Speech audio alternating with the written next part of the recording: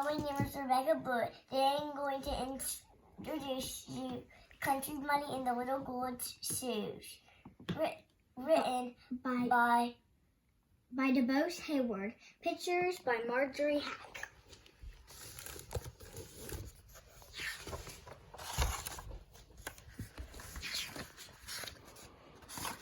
The Country Bunny and the Little Gold Shoes. We hear of the Easter Bunny who comes each Easter day before sunrise to bring eggs for boys and girls. So we think there is only one, but this is not so. There are really 5 Easter bunnies. They must be the 5 kindest, swiftest, and wisest bunnies in the whole wide world, because between sunset on Easter Eve and dawn on Easter morning, they do more work than most rabbits do in a whole year. When one of the Easter bunnies grows old and can no longer run fast, the old, wise, and kind grandfather bunny, who lives at the Palace of Easter Eggs, calls the bunnies together from the whole world to select the very best ones to take the place. Often, a mother bunny says to her child, "Now, if you learn to be wise, kind, and swift, someday you may grow up to be one of the Easter bunnies." And all of the babies try their very best so that they can grow up and go to work for the grandfather bunny at the Palace of Easter Eggs. One day, a little country girl bunny with a brown skin and a little cotton ball of a tail said, "Someday I shall grow up to be an Easter bunny. You wait and see."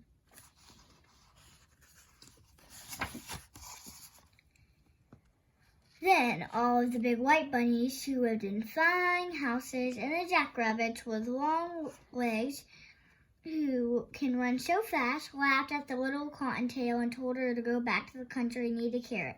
But she said, "Wait and see." The little girl Cottontail grew up to be a young lady Cottontail. And by she had a husband. Then one day, much to her surprise, there were 21 Cottontail babies to take care of. When the big white rabbits and jacks with long legs laughed and laughed, and they said, "What did we tell you? Only a country rabbit would go and have all those babies. Now take care of them and leave Easter eggs to a great big men buddies like us." And they went away, liking themselves very much. Cottontail stopped thinking about hopping over the world with lovely eggs for boys and girls, and she took care of her babies.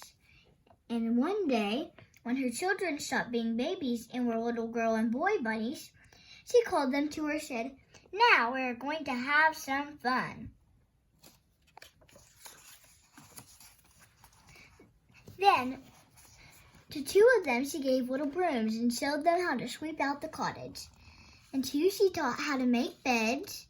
2 more went with her to the kitchen, and in no time at all had found out how to cook a good dinner. And with these went the 2 little dishwashers, and they made the glasses shine like crystal. 2 had wash tubs and full of soap suds, and they washed all the linen. 2 did the sewing and the mending.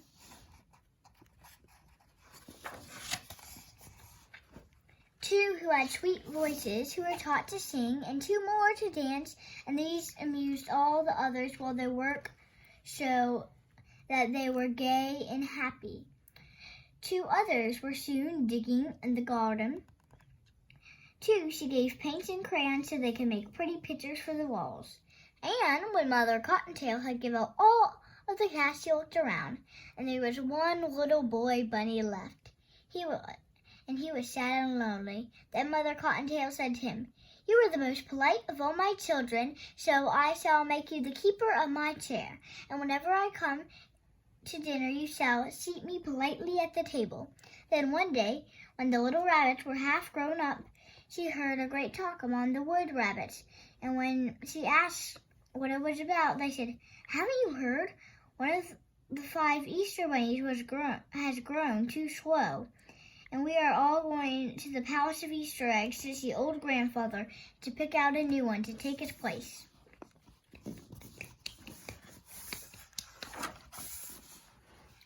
So she called her little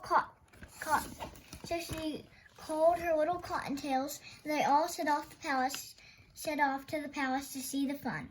But their mother was sad because she thought that now she was nothing but an old mother bunny, and she could only look on, and that a big handsome white rabbit or long-legged Jack would be chosen. When they came to the Palace of Easter Eggs, there were bunnies everywhere on the great lawn, and the ones that were to be the Easter bunny stood together, and all the others looked at them and clapped their paws. Then the big front door opened, and the old, wise, and kind grandfather came hopping slowly out. And he told the biggest and those with the longest legs to show what they could do. They jumped and ran and showed him their pretty white fur, and they were all fast and very clever. There's her with her babies. But still he did not pick one, and he said to them, "You are pretty and you are fast, but you have not shown me that you are either kind or wise." Then his eyes looked everywhere, and at last they rested on little Cottontail Mother, where she stood with her children around her, and he called her to come right up to the palace steps. So she took her 21 children and went up and stood before him.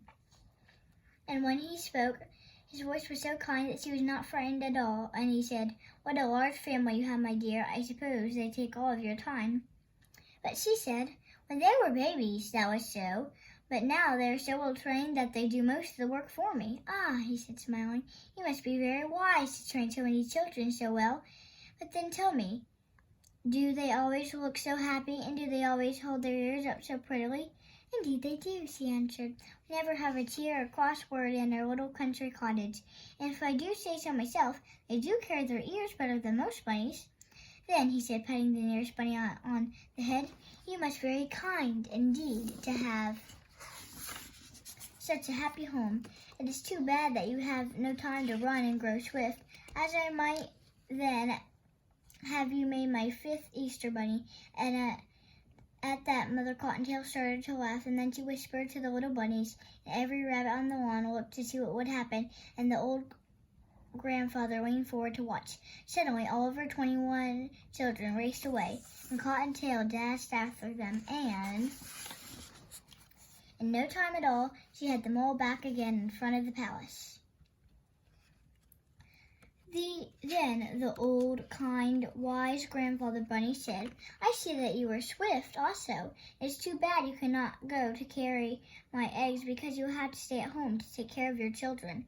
Mother Cottontail nodded her head to the little ones, and they all formed a line and bowed low to the grandfather. Then she stepped in front of them and she said, "They will take better care of the house than I."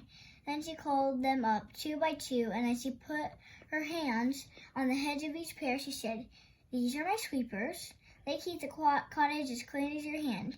These make the beds without a wrinkle. These cook my dinner. These wash the dishes. These tend the garden. These wash and dry all the clothes. These do the mending. These sing and these dance to keep us merry while we work. These are wanting to paint pretty pictures for our walls. And this little one is one of all always pulls out my chair for me when I sit to the table. So you can see that I leave them to take care of the house until I come home." Then the old, kind, wise grandfather said, "You've proved yourself to be not only wise and kind and swift, but also very clever. Come to the palace tomorrow afternoon, for that is Easter Eve, and you shall be my 5th Easter bunny." The next evening, Cottontail knocked on the big front door and was admitted to the palace.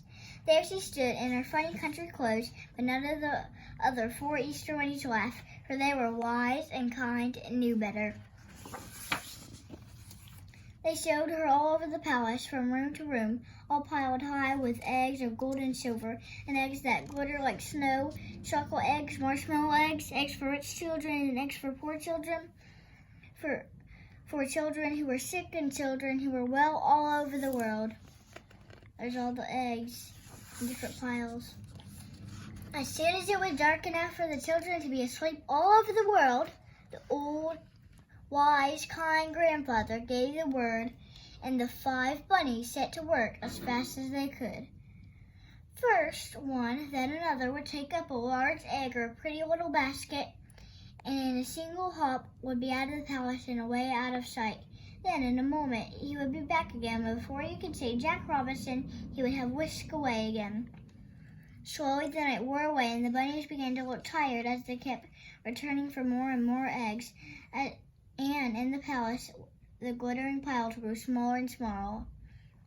Poor little Cottontail was very tired, for this was the first time she had ever gone so far or faster in her life, and she was beginning to hope that she would soon take the little basket that was set aside for her own children and go hopping home, when old, wise, kind grandfather called her to him. When she went close, she saw that he was holding in his hand the loveliest egg she had ever seen, and glittered like a diamond. Peek through and see what you shall see, he said, so she peeked through the little hole in one end, and she saw a beautiful scent with a sleigh and a lake with people skating on the ice. And he said, because you have such a loving heart for children, I'm going to give you the best but the hardest trip of all. Far off, 2 rivers and 3 mountains, there is a great mountain peak, and in a little cottage on that peak is a little boy who has been ill for a whole year, and who has been so brave that never once has he cried or complained. The mountain is so high that there's ice on the top, and it will be hard to climb, but if you get there, you will give more happiness than any other Easter bunny. Cottontail picked up the egg very gently and went hopping away on her journey. She crossed the first river and then the second. She went over the first mountain and then another mountain, and yet until at last she reached the highest mountain of all. She was very tired when she got to the bottom of the great peak, and her heart failed her when she saw how high it was and how slippery the ice and snow on the top. But holding the egg very carefully, she started hopping up. At last, she reached the ice and snow, and now she was almost to the top when she could see the little cottage, all covered with snow, where the little boy was sleeping. Then a terrible thing happened.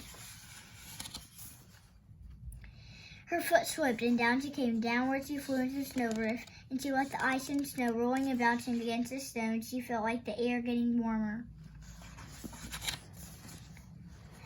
Down, down she went, and she crashed through a thicket of budding laurel, rolled across the pasture, and finally struck against the trunk of a great apple tree that was just getting ready to bloom for Easter.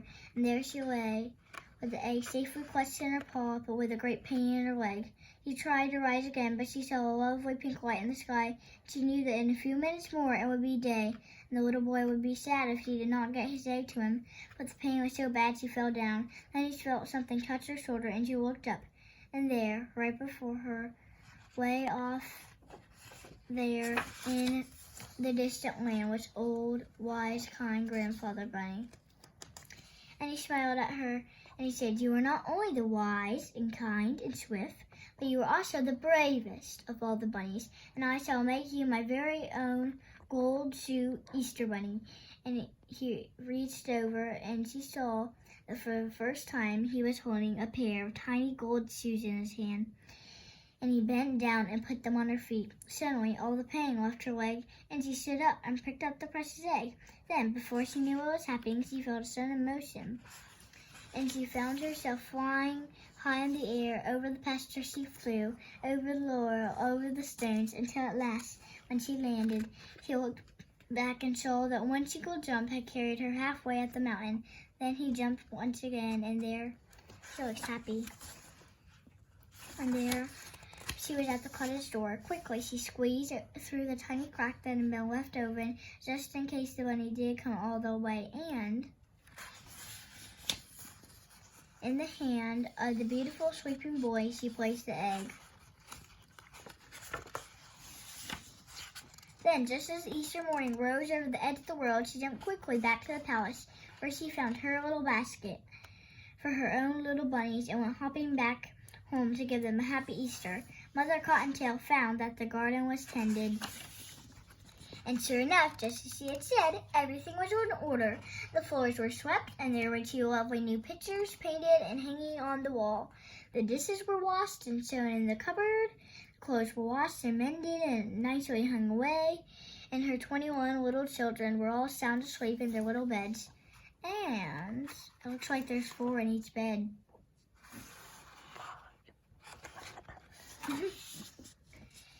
In the little house of Mother Cottontail can always be told now from the homes of all the other bunnies, because in a very special place on the wall, a very special hook hangs a pair of very tiny little gold shoes.